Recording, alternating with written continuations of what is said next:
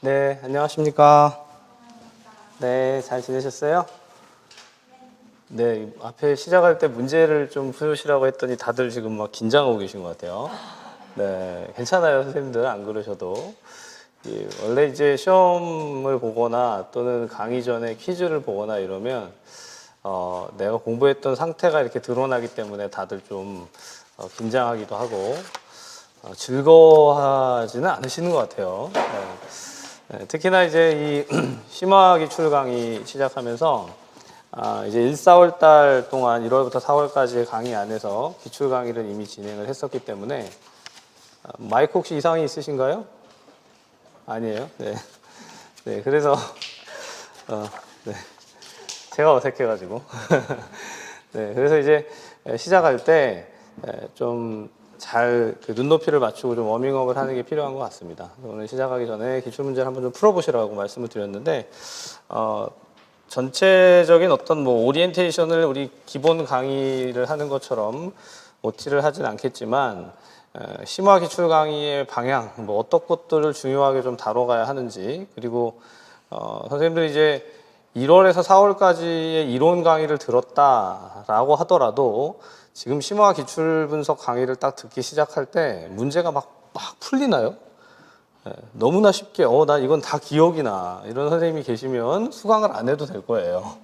근데 제가 경험상 이제까지 강의를 해보면 기본 이론을 듣고 나서 딱 이제 기출 분석을 들어가잖아요.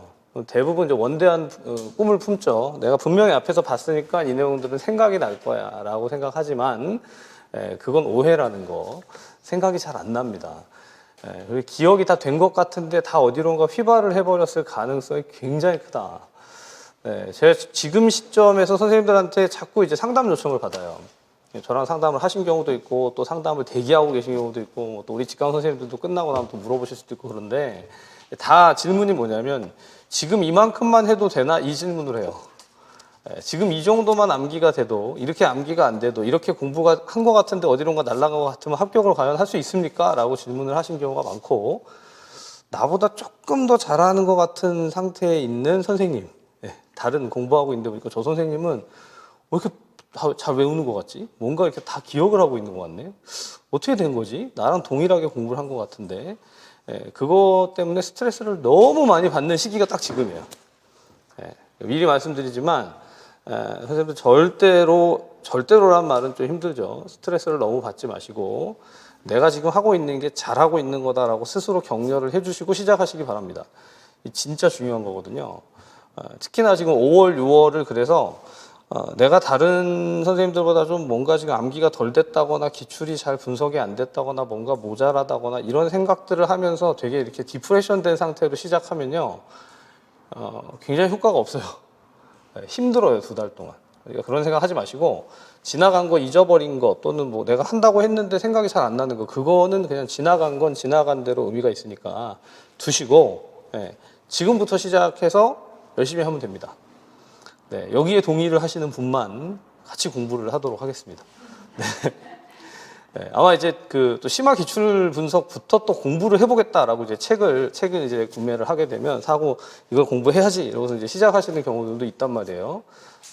새로운 의지, 새로운 결단에 제가 격려를 드리고 같이 이제 어떻게 이 과목을 또 이 영역을 정리해 가면 좋을까 가이드를 해드리도록 하겠습니다. 자, 근데 이제 본 강의가 금요일 강의잖아요. 우리 금요일 날 심화 이론 강의를 통해서 짧은 시간 안에 전체를 리뷰하는 게 핵심이고 1, 4월 달 진행했던 것을 2달 안에 진행한다니까 이게 얼마나 압축적으로 진행되겠어요. 여러분도 그냥 시간의 커리만 봐도요. 4개월에 한 걸 2달에 하면 속도가 어떻게 될까요? 2배가 되겠죠, 기본적으로. 똑같이 지금 심화 기출도요. 1, 4월 달에 강의했던 기출 분석 연습의 강의를 압축을 시켜버리니까 근데 이번에는 양은 더 많아요. 여기서 이제 약간 아노미가 오죠. 앞에 이론 전체의 범위는 동일하게 두고 속도를 2배로 하는 게 아니라 강의하는 시간은 절반으로 줄어드는데 근데 강의하는 내용은 2배로 늘어나는 말이 되는 얘기인가? 말이 안 되기 때문에 설명을 드리는 거예요. 자, 지금부터는 여러분들하고 이 기출 분석을 할 때 스스로 공부를 하셔야 되는 부분들을 제가 명확하게 제시를 해드릴 겁니다. 정확히 뭘 해야 되냐면 이전에 기출분석 연습에서도 물론 여러분들이 공부하고 문제를 풀고 다시 복습하고 이런 과정을 거쳤지만 지금 5월, 6월 달의 강의 안에서는요 반드시 직접 답을 써보셔야 돼요. 자, 답을 써본다고 할 때 문제가 있으면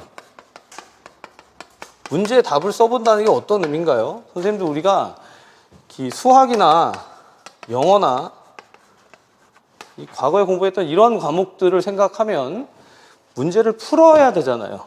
맞죠? 네, 수학 문제를 풀어야 돼요. 영어는 해석을 해야 됩니다. 그럼 전공은 얘네 둘하고 어떤 차이가 있을까? 생각해 보신 적 있어요? 아니, 뭐 그런 생각까지 하고 공부할 틈이 없다. 나는 할 게 너무 많기 때문에 전공도 해야 되고 교육학도 해야 되고 할 게 많으니까 그런 생각도 잘 안 하시는데 얘네들을 하는 방식으로 전공을 하는 게 아니고 우리가 지금 보고 있는 전공 과목의 기출은 기출 문제를 구경을 하는 겁니다. 네. 선생님도 절대 이 초점에서 벗어나지 마세요. 자, 제가 개별적으로 가이드를 해드릴 때도 똑같이 말씀드려요. 선생님들 기출 문제가 우리가 지금 이제 기출 분석의 맥 책에 2003년부터 2023년까지 20년치라고 돼 있는데 뭐 약간은 2000년까지도 나온 것도 있고 1990몇 년이 나온 문제들도 있긴 하지만 대부분 다 겹쳐 있습니다. 자, 그러면 이제까지 대략 20년이라고 합시다. 20년 동안 출제된 문제들을 구경은 제대로 해볼 필요가 있다 이거예요. 5월달, 6월달 강의 안에서. 자, 구경을 한다고 하니까 좀 기분 나빠하시는 것 같아요. 아니, 문제를 풀어야지. 무슨 구경을 하고 있어. 네. 이게 왜 중요한지를 설명을 드릴 텐데, 자, 선생님들 이제까지 기출됐던 문제가 반복이 된 부분이 있다, 없다?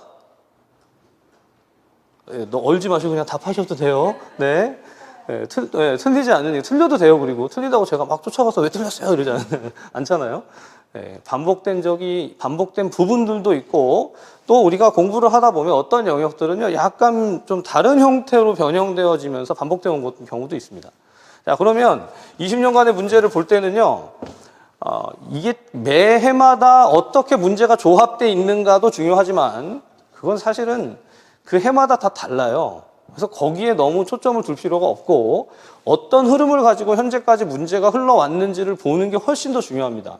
자, 그렇게 보고 나면 그 구경을 하고 나서 그런데 만약 지역사회 간호를 두고 보면 지역사회 간호 안에서 나온 문제들은 어떤 방식으로 진화되어 온 건가, 어떻게 문제가 조금씩 바뀌어 왔는가, 어떤 부분들을 어떻게 계속해서 다뤄왔는가를 좀 정확하게 살펴볼 필요가 있어요.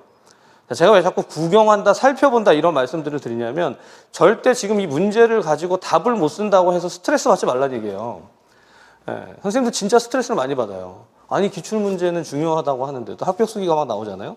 합격하신 선생님들이 자랑스럽게 저는 기출을 잘 분석해가지고 기출문제를 열심히 했더니요 합격했어요. 이러니까 딱 머릿속에 기출문제를 하나도 빠짐없이 내가 완벽하게 알아야 되겠다라고 하는데 그게 돼요? 돼요 잘? 네, 앞으로 될 것이다. 네, 선생님 합격할 거예요. 네, 근데 이게 지금 잘 안 된단 말이에요. 근데 자꾸 안 되는데 답을 정확하게 써야겠다라는 그런 압박에 약간의 강박에 빠지다 보면 충분히 할 수 있는 것들도 잘 못하고 자꾸 거기서 이제 뒤엉킬 경우가 정말 많습니다. 제가 하루 이틀 받겠어요. 거의 20년을 받는데. 자, 그래서 선생님들 지금 이 기출분석 강의 안에서는요, 문제를 구경하세요. 아니, 이미 앞에서 구경 많이 했어요. 문제를 봤어요. 근데 선생님들이 구경했던 거랑 저랑 같이 구경하는 거랑 차원이 좀 달라야 되겠죠. 어떤 문제들이 어떤 맥락에서 출제가 됐고 뭐가 중요한지 또 이렇게 출제가 되어 왔다면 문제가 어떻게 바뀔 수 있는지 이런 얘기들을 제가 주로 할 거란 말이에요. 저만이 아니라 에스더 이준 교수님도 할 거예요.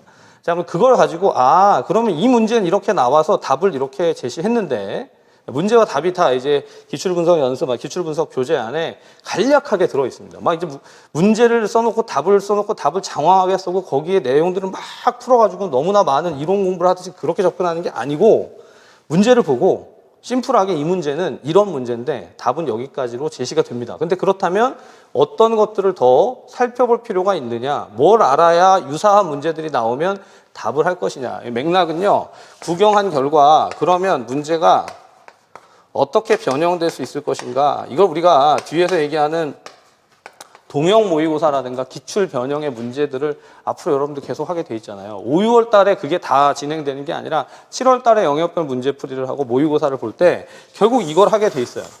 자, 여러분들 그런 얘기 들어보신 적 있을 거예요. 합격자들의 증언이니까. 김동현 팀에서 공부를 하면 교수님들이 결국 기출문제를 다 녹여서 문제를 만들어준다. 그런 얘기 들어본 적 있어요, 없어요?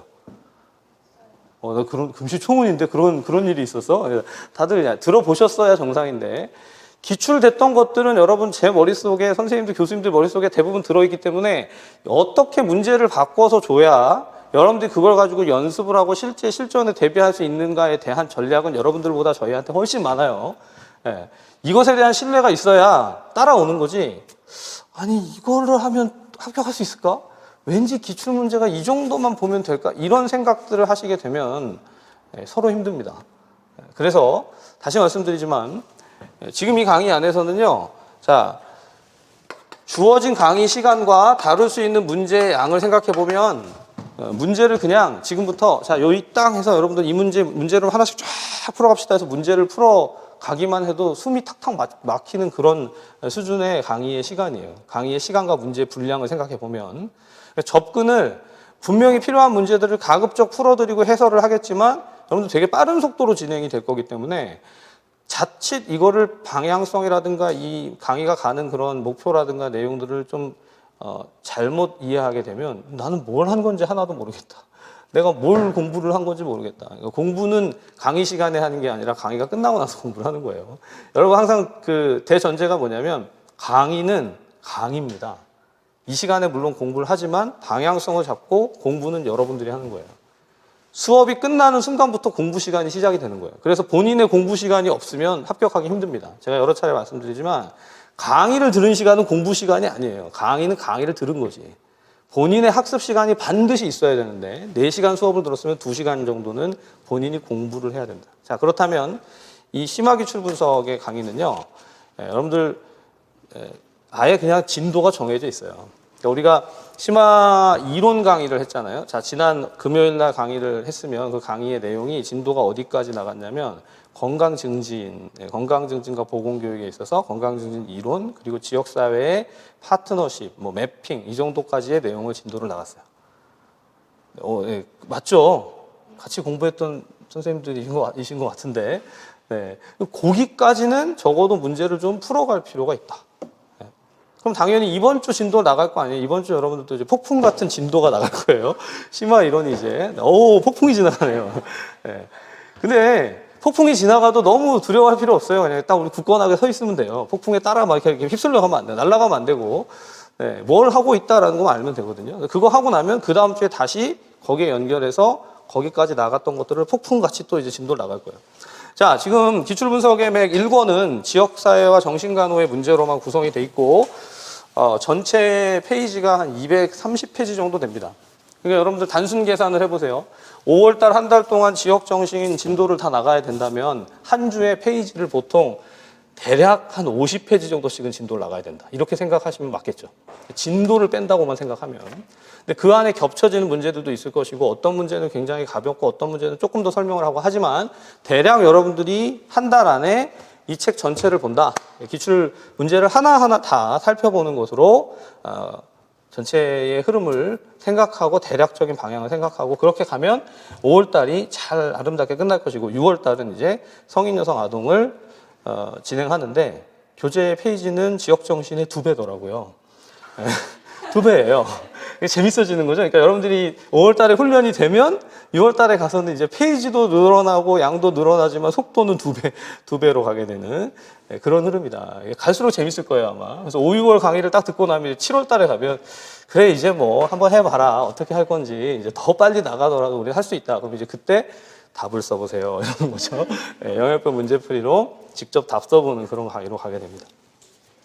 자, 제가 대략적인 설명을 좀 드렸고요. 다음 이제 교재 안의 내용들을 좀 설명을 드릴 텐데, 기출분석의 맥 1권의 시작.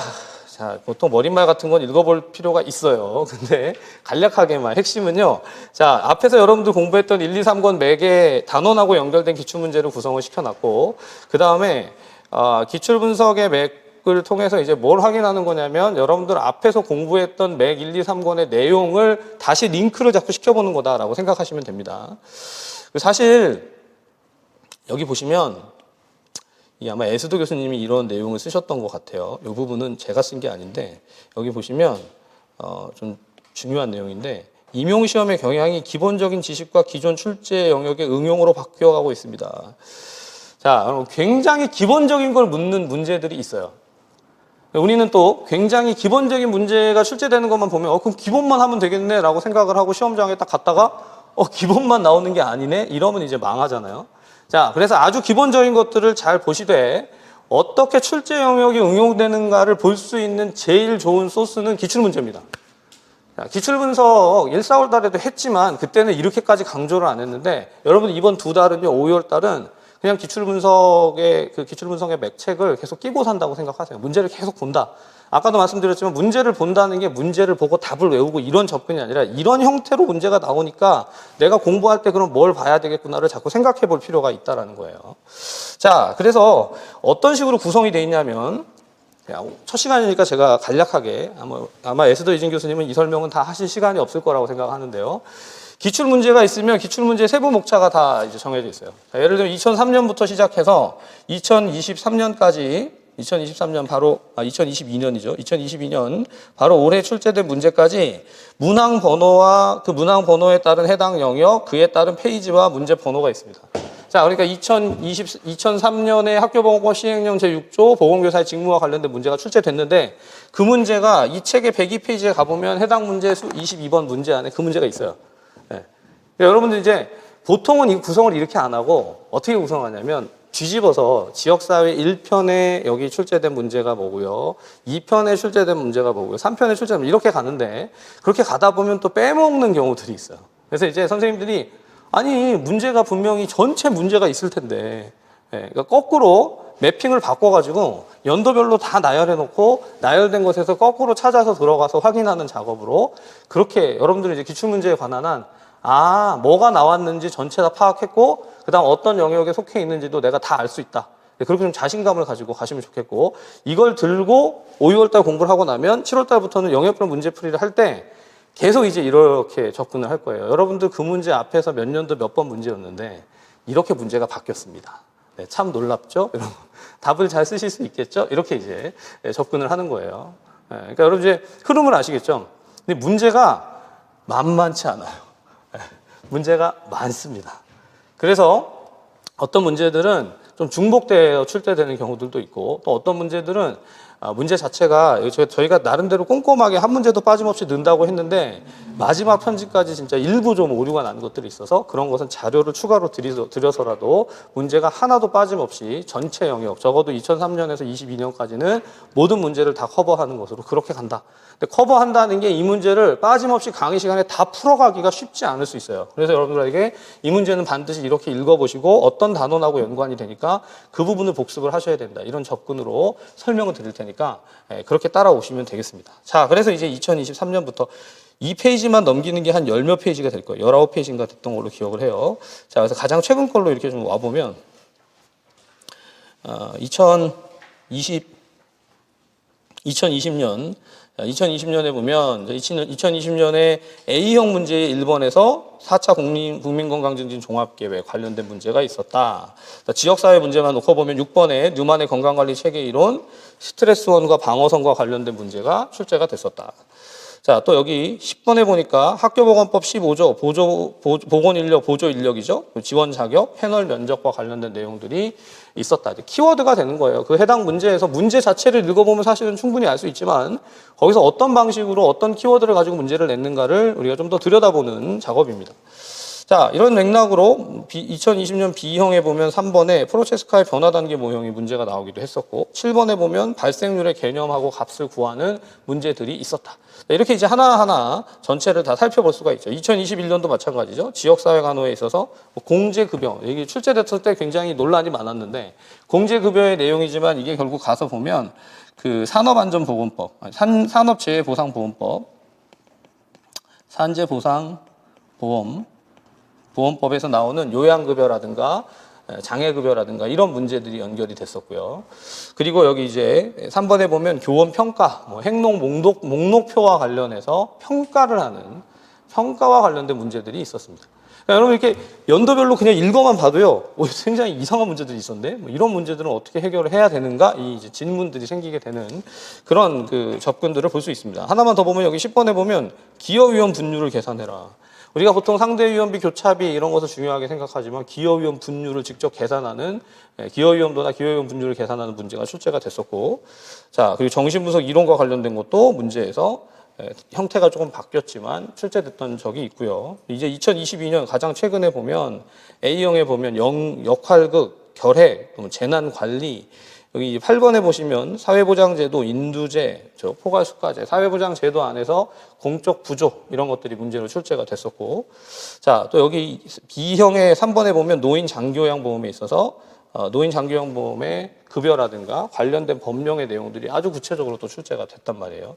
이런 거를 제목을 보지만 실제 내용들을 보면서 하나하나 좀 필요한 부분들. 여러분들 이제 1, 4월 달에 기출분석 연습할 때도 말씀드렸지만 그게 전부가 아니기 때문에 그걸 이제 실제 문제들을 하나도 빠짐없이 다 다루면서 같이 좀 풀어갈 필요가 있을 것이다.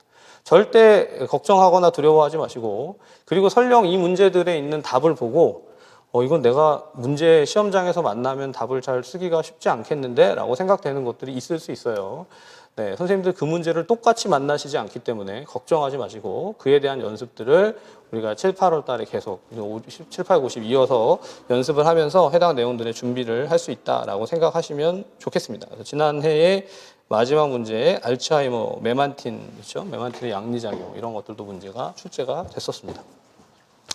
자, 그래서 이제 지역사회 간호로 가는 것이고, 지역사회 간호 개론부터 이 순서는 이제 우리 이론 강의의 기본 이론 강의의 순서이고, 동시에 또 심화에서도 동일한 순서를 가지고 지금 우리가 암기맥을 가지고 공부하고 있기 때문에 그 흐름 그대로 문제를 하나씩 정리해 가도록 하겠습니다. 자, 첫 번째.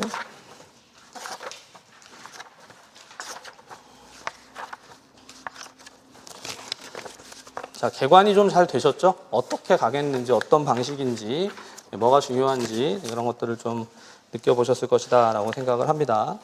자, 첫 번째 문제. 여러분들 보시다 보면 1, 4월 달에 이미 봤던 문제들이 다시 중복되는 경우도 있겠지만 그런 경우에도 다시 좀 회독을 한다, 반복한다 생각하시고 내용들 잘 익혀가면 좋을 것 같아요. 자, 1번 문제 볼까요? 베티 뉴만의 건강관리 체계 이론에 근거해서 지역사회를 사정하고자 한다. 자, 여기 이제 건강관리 체계 이론, 베티 뉴만의 이론에 따라서 지역사회를 사정한다. 지역사회 간호를 실행하기 위해서 어떤 이론을 활용하느냐.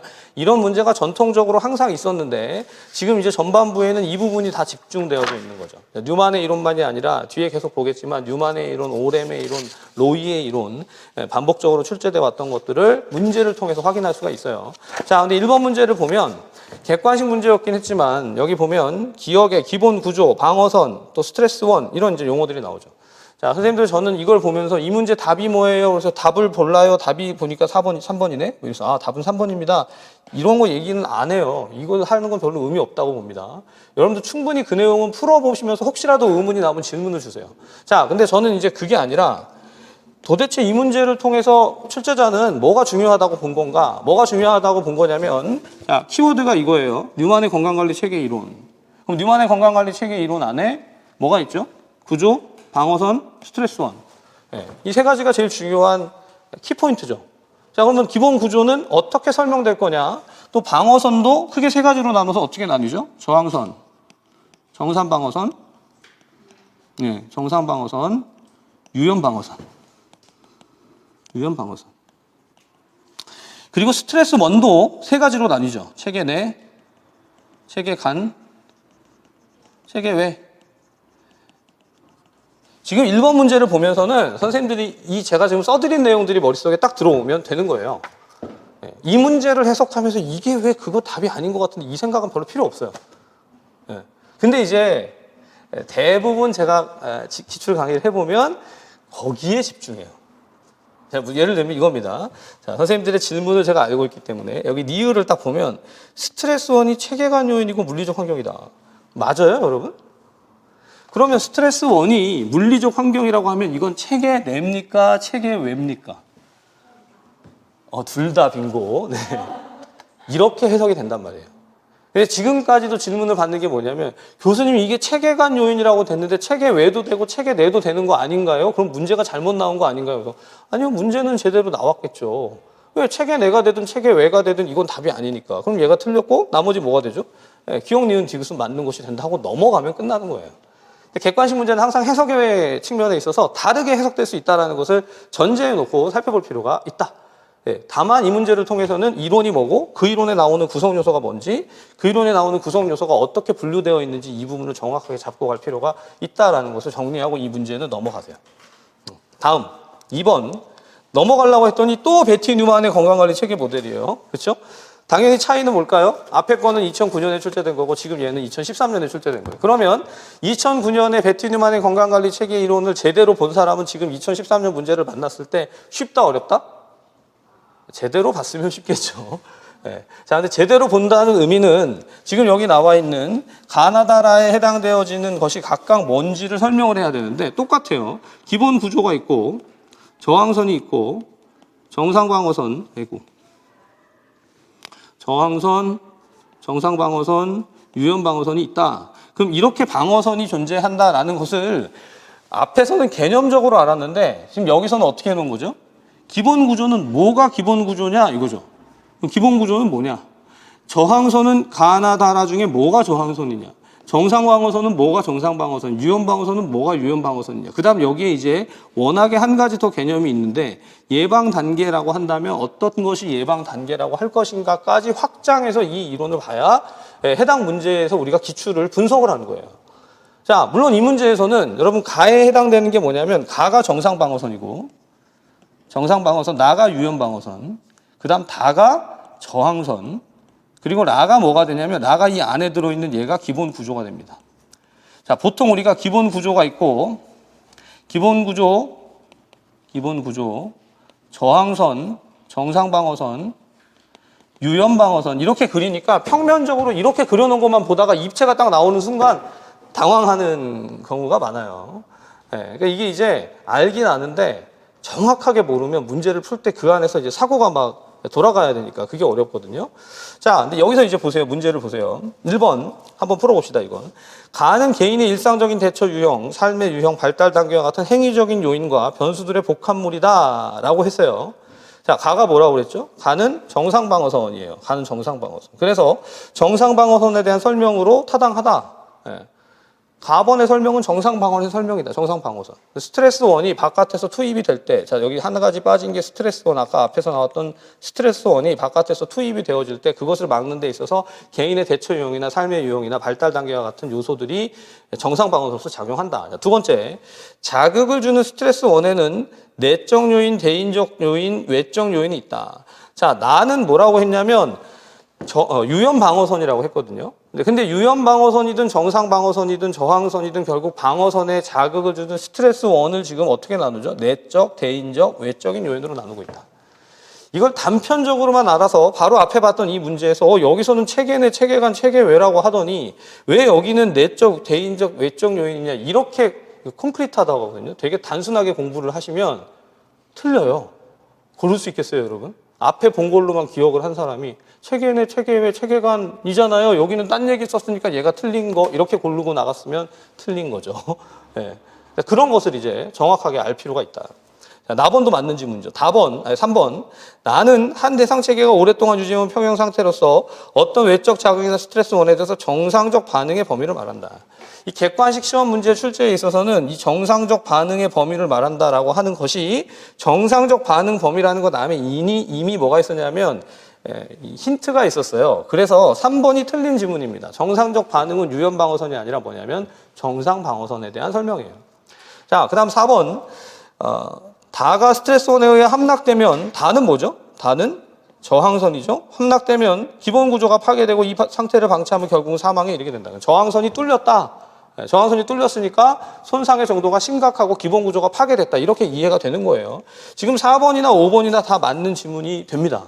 자, 근데 이거 보세요. 선생님들, 제가 객관식 문제를 2013년에 이 문제 나온 이후부터 거의 한 7, 8년 이상은 계속해서 동일하게 풀었을 거 아니에요. 지금도 이제 그 풀었을 때 이후부터 지금까지 계속 풀고 있는데 객관식 문제를 딱 풀다 보면 선생님들이 머리가 다 이 뉴만의 건강관리 체계 이론의 구조가 어떻다는 것에서 살짝 빠져나와서 갑자기 얘네들 해석하는 거로 돌아가 버려요. 이런 거 또 나오면 그러면 나는 어떻게 풀어요? 이건 해석이 잘 안 되는, 이게 이상한데요? 내가 공부한 거 가지고는 정말 정확하게 모르겠는데 그런 생각 들지 않으세요? 네, 이미 오기 전에 한번 해봤잖아요. 한 30분 동안 풀어가면서. 안 풀었나? 네, 이게 뭐냐면 사람이 자꾸 눈앞에 보여지는 거에 이렇게 이제 압도당해요.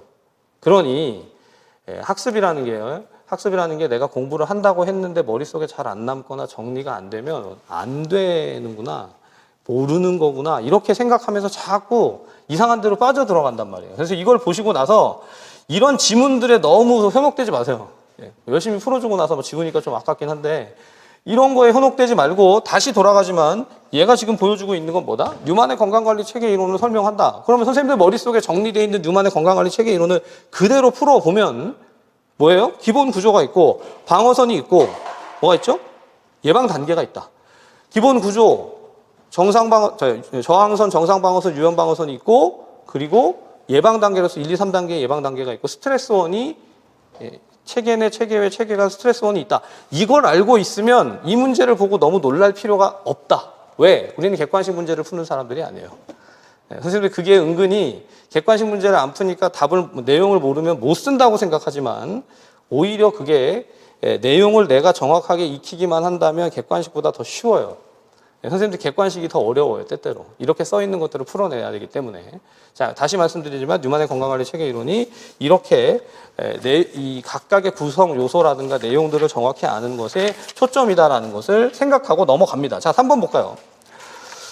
중학교에서 A형 간염의 환자가 발생돼서 보건교사는 환자 간호 및 질병의 확산을 방지하기 위해서 간호를 계획하려고 한다. 노이의 간호 이론에 따라. 자, 그럼 이제 바로 앞에까지 문제를 봤는데, 로이의 간호 이론은 그러면 뭐냐? 뉴만의 건강관리 체계 이론과 로이의 간호 이론의 차이가 분명히 있을 텐데 얘네들은 다 지역사회 간호를 설명하지만 어떤 구성 요소를 가지고 설명을 하느냐? 그럼 로이의 간호 이론 안에서 사용되어지는 구성 요소라든가 그에 대한 설명들을 정확하게 알아야 이 문제를 풀겠죠. 자, 근데 문제를 자세히 보니까 A형 감염의 이환, 환자들의 손 씻기의 습관, 급식실 및 급수의 환경, 또 감염 학생이 피로와 오심을 호소한다. 감염 학생이 친구들로부터 따돌림을 당한다. 감염 학생이 황달로 인해서 신체상의 손상을 경험한다. 이렇게 돼 있어요. 자, 여러분들 이 문제 안에서 주어진 이 사례를요 다 하나하나 명칭을 바꿔야 하는데 뭐에 대한 근거로 명칭을 바꿉니까? 로이의 간호 이론에 근거해서 명칭을 써야 돼. 그럼 머릿속에 자, 최근에 이제 백지 쓰기를 해서 연습을 하고 공부하시는 선생님들도 있더라고요. 권장을 해드리고 싶은데 스트레스만 안 받으면. 백지를 쓰려고 하는데 계속해서 백지만 눈에 들어오고 아무 생각이 안 난다. 근데 그거만큼 스트레스 받는 거 없어요. 자, 그럴 때는 이제 제가 제시를 좀 해드린다는데 아직 못했는데 목차를 쭉 다 써놓는 거예요. 예를 들면 뉴만의 이론, 노이의 이론, 오렘의 이론 하고 거기에 각각 구성 요소 정도만 써놓고 그것에 따라서 써보는 연습을 하는 것은 상당히 좋은 접근입니다. 자, 근데 여기서 지금 보면 노이의 이론에서 제일 중요한 게 뭐냐면 구성 요소 안에 자극이라는 게 있고, 그렇죠? 대처 기전이라는 것이 있고, 그리고 뭐가 있죠? 적응 양상이라는 게 있죠. 네. 자, 이게 지금 선생님들 제가 막 이렇게 쓰면 나는 저런 거 지금 전혀 기억이 안 나는데, 전혀 생각이 안 나는데 그렇지는 않겠지만 대략 그런 게 있었던 것 같은데 정확히 기억이 안 난다. 공부를 하시면 돼요. 네. 그럴 땐 이제 공부를 하면 돼요. 어떻게 하면 쓸 수 있을까? 뭐 고민할 필요 없어요. 그냥 대처 자극 안에 세 가지 자극이 있다. 뭐예요? 네, 해보세요. 초점 자극이 있고, 관련 자극이 있고, 잔여 자극이 있다. 강의를 하다 보면 제가 공부를 열심히 하는 것 같아. 그렇잖아요? 네, 초점 자극, 관련 자극, 잔여 자극이 있다. 그럼 이제 대처 기전에는 뭐가 있어요? 조정 기전이 있고, 인지 기전이 있다. 자, 적응 양상에는 뭐가 있다? 생, 자, 역, 상. 이거 금요일 날도 했기 때문에 또 다시 보니까, 좀 이제 생각이 난다고 해주세요. 그죠? 네. 1월 달에는 분명히 기억이 안 났는데, 이게 시간 지나가지고 지난주에 한번 봤더니, 그래도 좀 생각이 나는 것 같네. 근데 이제 사실 문제를 푸는 건 여기서 생각나는 것에서 한 단계 더 가야 되잖아요. 여기까지는 다 알겠는데, A형 감염의 이유는 뭐냐? A형 간염의 이화는 뭐로 정의되죠? 어떻게 정의돼요? 초점 자극으로 정의가 되죠. 초점 자극. 네. 왜 초점 자극으로 정의되느냐? 인간 행동에 가장 큰 영향을 주는 특정한 사건이나 상황이다. 직접적인 사건이나 상황이다. 네. 그 다음 자극에서 손 씻기의 습관은 뭐가 되느냐? 손 씻기의 습관은 잔여 자극이다. 왜 잔여 자극이 되죠? 이 사람이 가지고 있던 신념이나 태도나 성격이나 원래 인간이 가지고 있는 어떤 성향에 초점을 둔다. 이렇게 보겠죠. 자, 급식 시류와 급수 환경은 어떤 자극이 된다? 이 초점 자극 이외의 자극들, 계속 관련 자극으로 설명이 될 수가 있겠죠. 자, 그 다음 감염 학생이 피로와 오심을 호소한다. 이거는 이제 초점 자극, 잔여 자극, 관련 자극을 넘어서 대상자가 대처 과정을 거쳐, 대처 기전을 거쳐서 조정 기전이나 인지 기전을 거쳐서 나타나게 되는 적응 양상으로서의 4가지 적응 양상. 그 중에 뭐가 된다? 생리적인 양상이 될 것이다. 생리적 양상. 자, 생리적 양상은 신체적인 것이고, 그 다음 신체적인 반응일 것이고, 자아 개념 양상은 뭐가 되죠?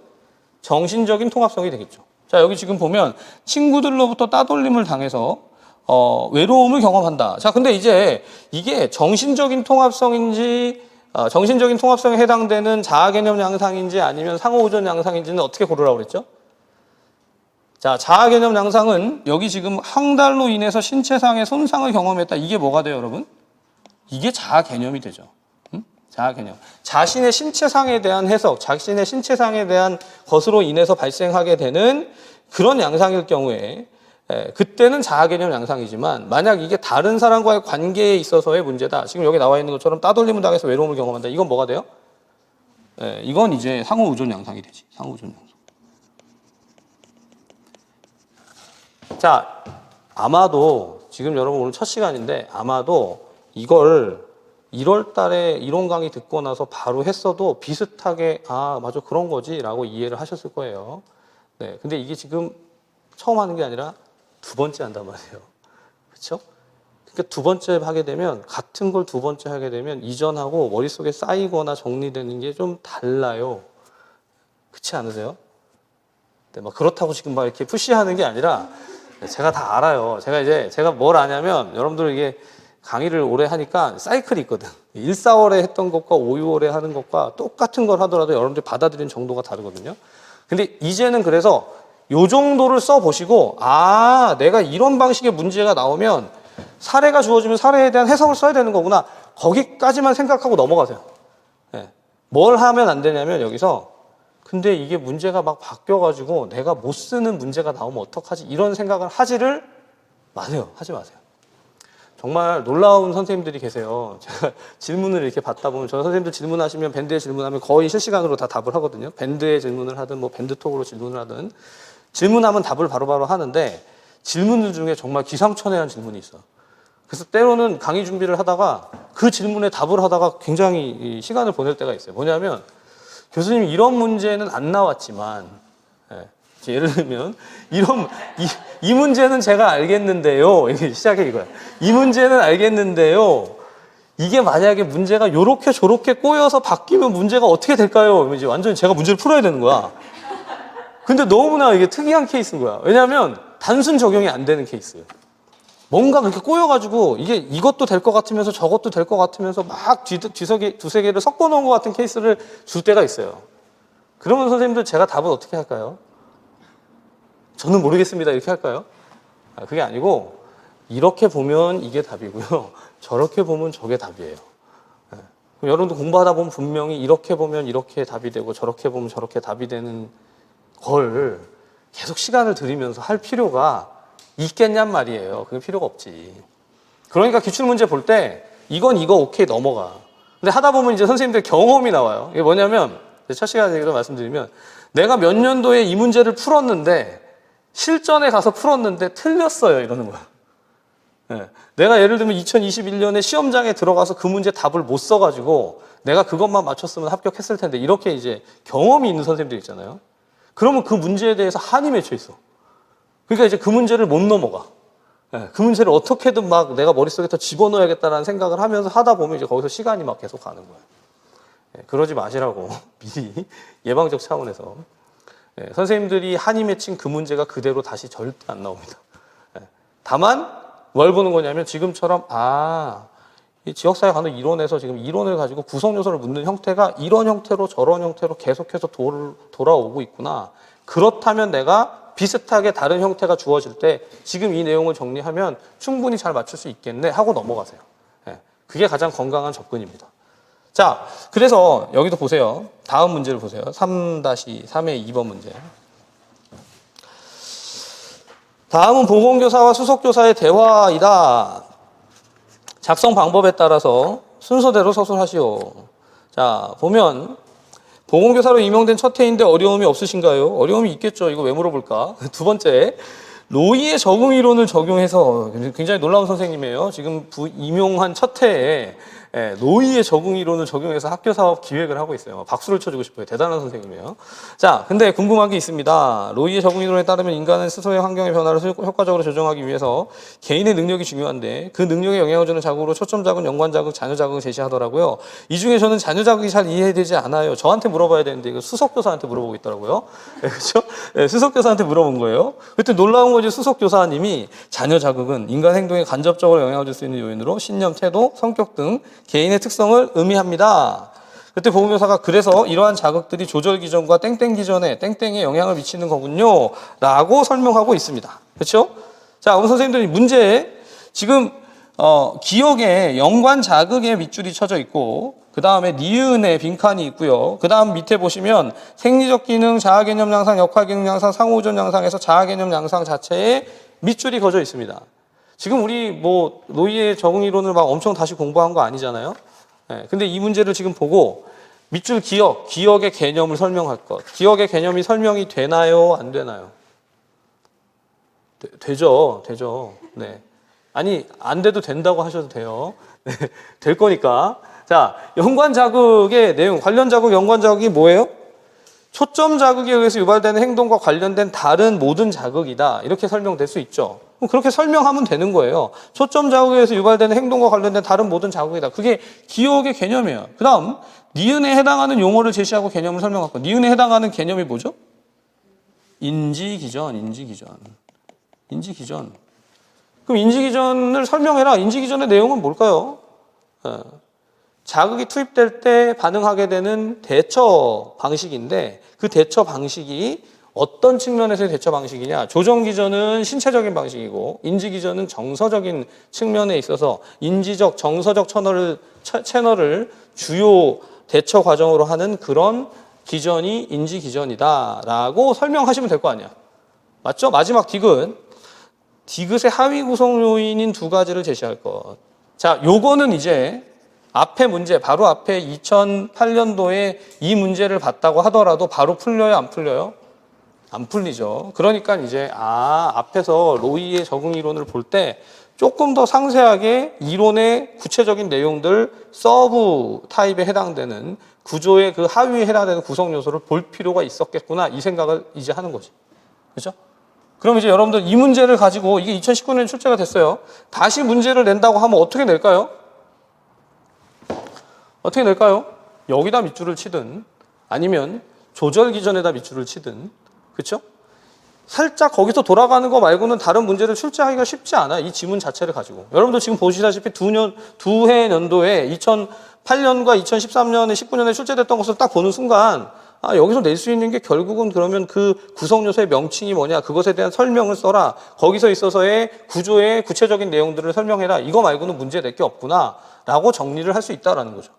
자, 여기 물론 구성 요소의 두 가지에 해당되는 건 뭐가 있냐면 신체적 자아와 개인적 자아라는 게 있어요. 그렇죠? 신체적 자아와 개인적 자아. 그래서 신체적 자아는 뭐고 개인적 자아는 뭔지 자아 개념 양상 안에서 나오는 신체적 자아 그건 뭐죠? 신체상과 감각과 신체상 등을 가지고 설명하는 자아 개념 양상에 신체적 자아가 있고 그리고 뭐가 있죠? 개인적 자아. 개인적 자아는 자신의 성격이나 기대나 도덕적인 측면, 가치에 대한 평가. 그리고 그게 이 개인적 자아 안에 포함되어지는 설명이죠. 자, 이제 그런 부분은 지금 문제를 딱 보는 순간, 내가 잘 기억을 못했네. 그 부분은 좀 놓쳤네. 그러면 그것은 익히고 가시는 게 기출 문제를 통해서 얻는 가장 클리어한 유익이다. 자, 거기까지 정리하고 얘도 넘어가는 거예요. 잘 넘어가죠? 맞죠? 자, 그 다음에 네 번째까지 보고 좀 쉽시다. 4번.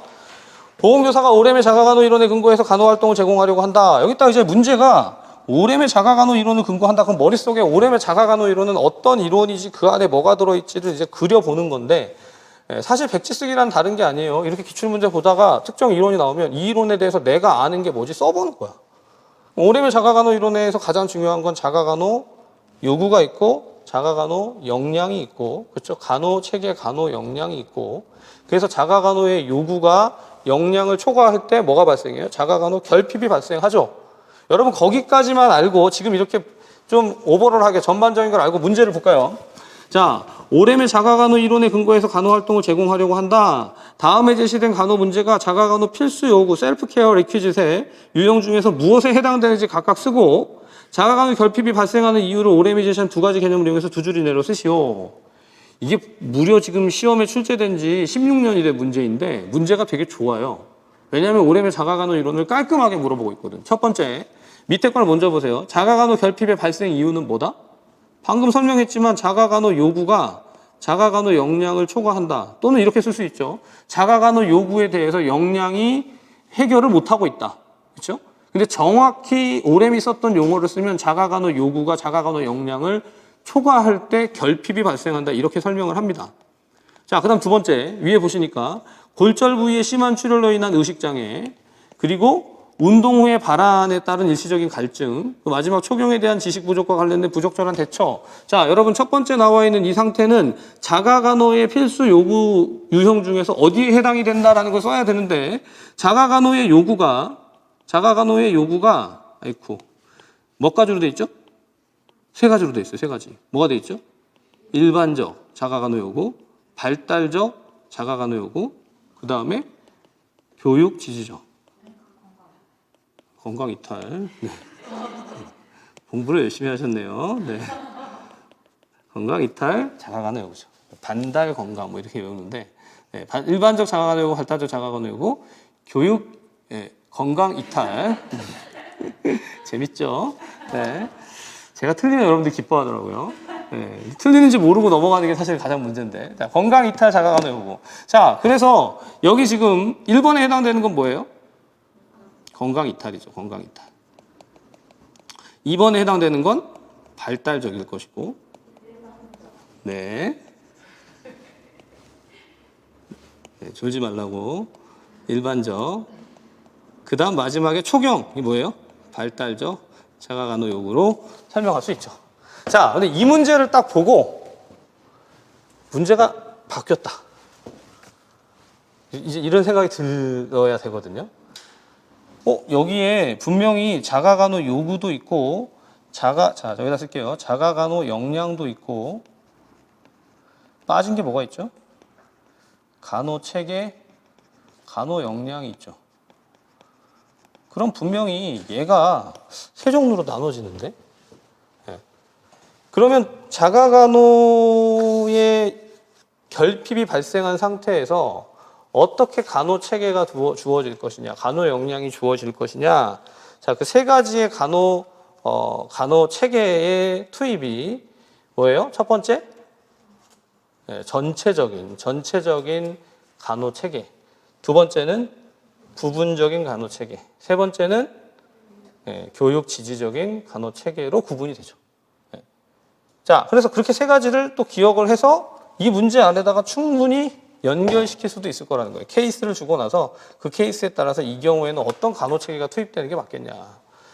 이게 이제 각각의 그 간호 체계들을 얘기할 때 전체적인 간호 체계가 투입된다, 또는 부분적인 보상 체계가 투입된다, 또 교육 지지적인 체계가 투입된다라고 할 때 문제를 출제한 다음에 사실 가장 클리어한 문제는 제가 지난 시간에 말씀드렸지만 부분적인 보상 체계를 제공한다고 할 때 뭐죠? 관련된 요구가 일반적인 자가간호 요구가 있고 건강 이탈적 자가간호 요구가 있을 때 건강 이탈적인 요구에 대한 중재가 필요하고 일반적인 요구는 스스로 해결할 수 있는 그런 상태일 때 투입되는 게 뭐예요? 부분적 보상 체계다라고 설명할 수 있죠. 그러니까 이제 여러분들이 내용을 좀 알면 문제가 이렇게 나왔으니까 이거 말고 나오지 않은 해당 부분들이 충분히 나올 수 있겠구나 이렇게 생각하면서 내용을 응용할 수 있는 게 그게 사실 기출 분석이에요. 자, 근데 이제 모든 기출 문제가 다 이렇게 아름답고 깔끔하게 이렇게 나왔으니까 이렇게도 바뀔 수 있고 변화될 수 있겠구나 이게 되는 게 아니고요. 어떤 문제는 이런 설명 필요 없어요. 자, 선생님들 이게 답이 이거래요. 또 나올지는 저도 모르겠는데 넘어가요. 네. 이 문제는 이렇게 나왔는데 왜 냈나 몰라요. 막 이렇게 얘기할 때도 있을 것이고. 네, 하지만 분명히 이 문제를 출제했다는 것은 출제자들이 이런 영역에 대해서 관심이 있을 것이다. 제가 그런 설명들을 이제 계속 할 거니까 잘 들으시면서 해당 내용들을 잘 좀 따라오시고 계속 정리해 가시면 좋겠습니다. 자, 기출문제를 보는 것은 즐거운 일이다 이렇게 생각하세요. 스트레스 받지 마시고 모르면 정리가 안 되거나 답을 잘 모르겠으면 그냥 문제와 답을 그대로 구경을 하시고 이런 게 있었구나. 나중에 문제풀이를 가게 되면 분명히 이 내용들을 어떻게 바꿔서 문제를 낼 텐데 어떻게 낼라나 좀 이렇게 생각도 해보시고 해당 파트를 공부를 좀 해보시고 그렇게 준비를 하면 여러분들 아주 좀 깔끔하게 준비가 잘 될 겁니다. 그래서 이 시간은 그 문제풀이 기출 심화기출의 강의 시간 자체는 즐거운 시간이다. 제가 늘 그러잖아요. 수요일 날 강의는 본 강의와 별개의 강의로 즐겁게 신나게 하는 강의다 이렇게 생각하시고 참여해 주시면 정말로 감사하겠다고 말씀드리고 이 연사는 잠깐 쉬겠습니다. 네, 10분간 쉬겠습니다. 네.